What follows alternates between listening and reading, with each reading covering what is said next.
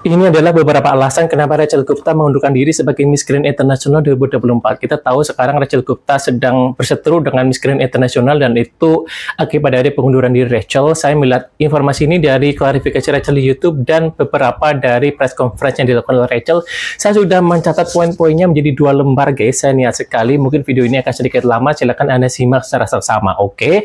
Beberapa alasan Rachel, diantaranya yang pertama dia merasa depressed dan alone karena diabaikan oleh organisasi. Jadi dia tuh kayak tidak didampingi dan pokoknya dia merasa sendiri di negara orang lain, which is di Thailand, dan dia kayak sedih banget karena dia kayak jauh dari mana-mana, nggak punya teman. Kemudian dia juga mendapatkan kayak sexual harassment, kemudian mental torture dan juga mistreatment. Jadi dia kayak secara mental dia merasa dilukai gitu dari semua perlakuannya, kemudian perlakuan yang menurut dia kayak kurang tepat, dan dia juga mengalami beberapa hal kekerasan seksual gitu ya. Dan dia juga kaget ternyata di Miss Grand International itu ada paying for vote, ada voting seperti itu. Sebenarnya kita tidak perlu kaget ya karena kita semua sudah tahu.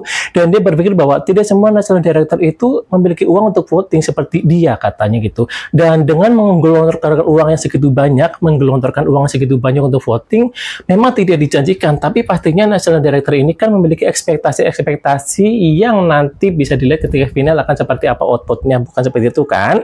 Kemudian juga banyak national director yang kehilangan lisensi setelah kerja sama dengan Miss Grand International selama beberapa tahun, dan hal ini kan menjadi indikasi kenapa kok mereka kehilangan lisensi. Ada masalah apa? Apakah yang salah pemegang lisensinya atau Miss Grand International Organization-nya? Kan kita bisa melihat dari situ. Kemudian juga dikatakan bahwa menurut Rachel, Miss Grand International itu didn't provide basic humanities. Mereka tuh kayak tidak menyediakan kebutuhan dasar sebagai manusia seperti makanan, rasa aman, tempat tinggal yang proper.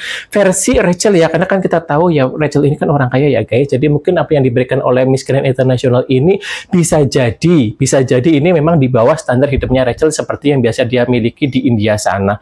Kemudian dia merasa tinggal di hotel kecil setelah kemenangannya lebih dari 1 bulan, dan dia mengatakan bahwa ruang itu kecil banget sehingga kayak penuh dengan koper-koper dia, bahkan untuk membuka koper aja menurut dia tuh kayak susah. Kemudian dari situ dia pindah ke sebuah rumah di pinggiran kota yang jaraknya sekitar 1,5 jam dari kota Bangkok, which is itu ya mungkin kalau dari Jakarta kayak ke Cibinong daerah sana kali ya, yang agak jauh gitu. Dan menurut dia itu nggak apa-apa, tetapi dia juga tidak memiliki mobil guys. Jadi sudah tempatnya jauh, dia tidak memiliki akses kayak mobil untuk transportasi, sehingga dia juga bingung mau kemana-mana gimana. Selain itu juga dia tidak ada akses telepon, sehingga Rachel ini harus membeli SIM cardnya sendiri untuk berkomunikasi dengan keluarga atau teman-temannya. Kemudian di tempat yang dia tinggal itu, rumah itu ternyata tidak ada makanannya guys, di kulkasnya kosong. Bahkan ibunya sampai menghubungi Miss Grand International Organization supaya menyediakan makanan untuk Rachel. Kita tahu Rachel ini adalah vegetarian ya guys. Dia minta tolonglah dikasih buah sehingga saya bisa memotong-motongnya dan untuk memakan untuk diri saya sendiri, karena untuk order makanan secara online itu butuh waktu 2 jam. Ya lu kebayang gak sih guys, lu mau makan aja harus order makanan selama 2 jam. Itu ya udah keburu kelaparan, udah kayak keroncongan banget perutnya, dan itu berlangsung dalam waktu yang cukup lama. Kemudian tidak ada akses terhadap gym, tetapi badannya harus tetap terjaga dan gak boleh gemuk. Kebayang nggak? Lu harus menjaga bentuk tubuh, tapi lu tidak dikasih fasilitas gym. Bahkan karena Rachel suka yoga, dia minta matras juga pun tidak dikasih gitu. Kayak sedih banget. Jadi Rachel harus gimana gue gitu, bagaimana cara gue menjaga tubuhnya. Kemudian sesekali dari tim Miss Grand International datang untuk mengecek Rachel, tapi dia kayak melakukan pinch, kayak ngecek terlalu gemuk, kamu harus menghilangkan lemak di bagian sini. Hal ini membuat Rachel merasa small, kayak dia merasa nggak berdaya, dan dia merasa kayak sedih banget. Kenapa gue hanya dilihat dari penampilan fisik gue tidak dilihat dari kemampuan berbicara, pola pikir gue, pengetahuannya. Itu kan membuat dia merasa sedih dan tidak ada kegiatan selama berbulan-bulan. Dan kita tahu ada komentar dari para netizen yang mengatakan bahwa kok tidak pernah posting Ina Inu tidak pernah posting ada kegiatan. Ya memang ini karena Rachel tidak dikasih kegiatan selama berbulan-bulan dalam jangka waktu yang lama, dan dia juga bingung posting apa. Dan ketika dia ada kegiatan, dia harus tampil seolah-olah semuanya baik-baik saja. Dia harus senyum di depan umum, dia tidak boleh menampakkan kesedihan atau depresi yang dia rasakan. Dan Untuk bagian ini nanti saya akan menjelaskan secara ilmiah ya teorinya apa secara tersendiri di video yang berbeda. Kemudian Rachel hanya dikasih gaji bulanan selama 1 bulan di bulan November. Padahal dia kan dijanjikannya mendapatkan hadiah, kemudian juga ada gaji bulanan, tetapi dia hanya dikasih di bulan November saja. Bahkan Rachel ini sampai minta uang kepada orang tuanya hanya untuk makan, guys. Ketika ngomong ini Rachel ini sampai nangis. Aku tuh sedih banget. Bahkan untuk makan aja dia seorang queen masih harus minta uang ke orang tuanya, apalagi dia tinggal sendiri di negeri orang gitu.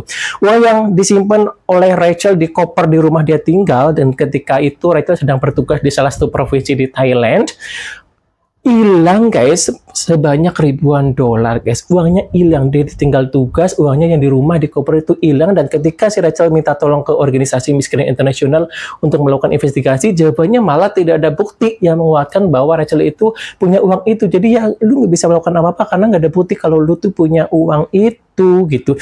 Kemudian Tessa ngomongin Theresia. Rachel pernah mendengar Theresia di salah satu dinner, kalau nggak salah ngomongin salah satu queen MGA sebelumnya. Katanya si queen itu sebelumnya itu pembohong gitu. Waktu itu sedang trip ke South Sudan, queen itu, dan si queen mengalami kayak sexual harassment, dan Theresia tidak percaya. Hal ini membuat Rachel kayak, lu harusnya percaya sama queen lu dibandingkan percaya sama orang hotel yang sebagai pelaku. Masa lu malah percaya ke mereka? Kan kasihan banget queen lu, itu kan queennya di bawah organisasi lu, kok malah lu nggak percaya? Kan bingung kan?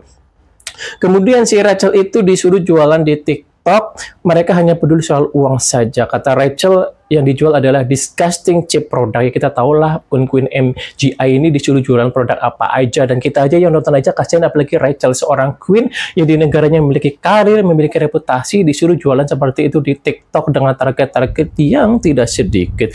Kemudian Rachel merasa bersalah karena harus jualan produk yang seperti itu, karena kan gini, fans membeli produk itu kan karena dia memberikan dukungan kepada queennya, kayak oh queennya ngomong beli ini enak ini, dan fansnya membeli. Tetapi menurut Rachel padahal produk itu tuh kayak produk yang tidak bagus kualitasnya, jadi Rachel tuh merasa bersalah guys.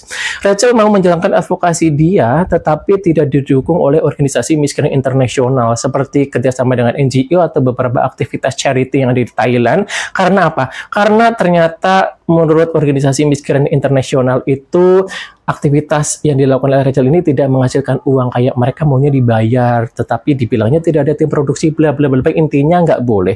Kemudian tanda tangan kontrak dengan MGA, tidak boleh negosiasi. Rachel menawarkan diri bahwa mungkin lawyer saya bisa negosiasi dengan isi kontraknya, karena menurut Rachel kontraknya itu lebih banyak menguntungkan Miskin Internasional dibandingkan win-win solution gitu, dibandingkan kedua belah pihak. Tetapi lu mau tanda tangan atau tidak? Kalau tanda tangan silakan, kalau nggak keluar. Seperti itu katanya. Kan serem banget ya guys, kayak diktatorship banget.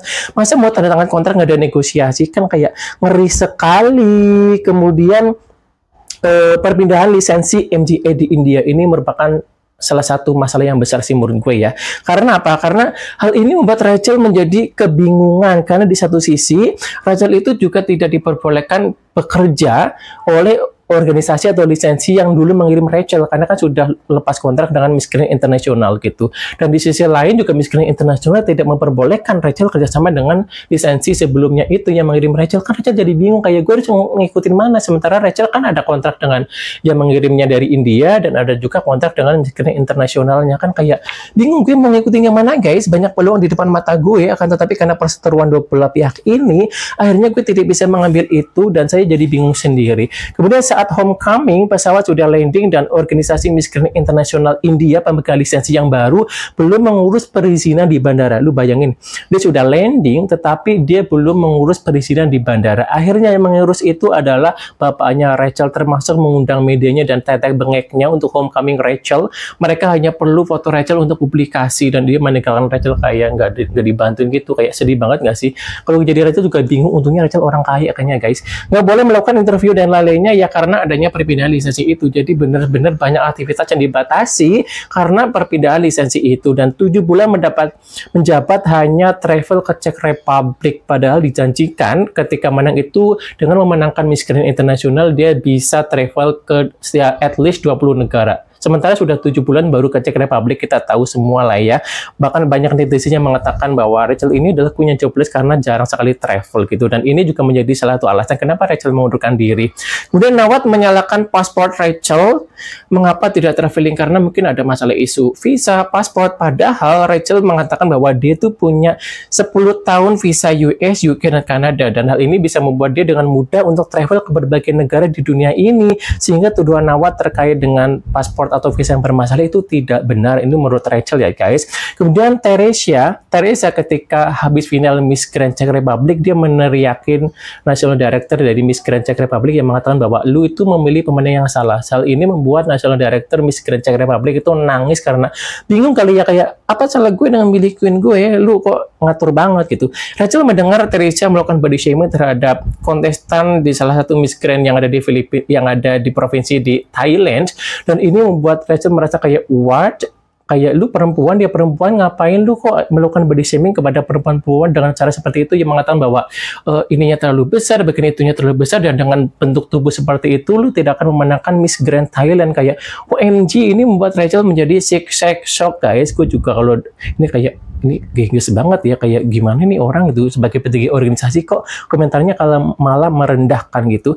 Kemudian satu-satunya hal yang MGI pedulin adalah penampilan, bukan public speaking atau pemikirannya. Dan dari semuanya Rachel merasa dia dimanipulasi, dia diabaikan, dan dia mendapatkan kekerasan. Satu lagi, ketika Rachel press conference, yang saya garis bawahi adalah kita tahu sendiri ya bahwa MGI memposting keluarga Rachel dan data pribadi Rachel, dan itu sangat-sangat merugikan. Saya setuju, ini itu tidak boleh, itu adalah pelanggaran, dan tujuannya adalah untuk merusak reputasi Rachel di India ataupun di komunitas masyarakat internasional. Dan dari video ini semoga kita belajar apa yang terjadi di dalam kontes kecantikan tidak secantik itu. Di belakang panggung itu banyak huru-haranya, dan semoga kita belajar menjadi lebih dewasa. Dan apapun itu kedepannya, semoga Rachel Gupta, Anda sukses di karir Anda, bahagia selalu, dan saya mendoakan semoga Anda menemukan jalannya sendiri untuk mencapai kesuksesan. Oke?